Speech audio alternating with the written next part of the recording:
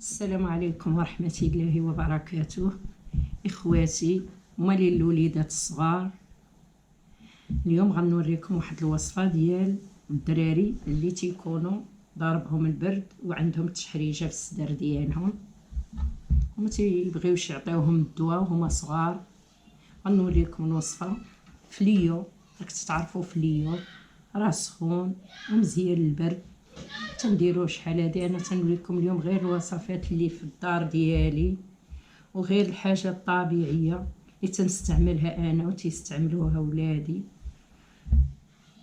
وهاد فليو ها هو عندي. شوفي دابا فوقت اللي تيكون فليو في الصيف واحد يعود يغسلو ويقادو ينفضو ويديرو في الظل يكرم ويلمو لهاد الوقت يبس مزيان.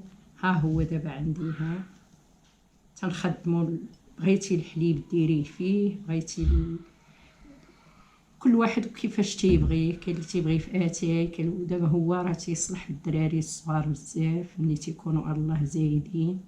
تتشدي فليو ها هو طحنته بحال هكا ولا مسحوق. تتشدي الزيت العود ها هو زيت البلدي. تتشدي هاد بحال هاد القرعه هادي ها هي درت فيها فليو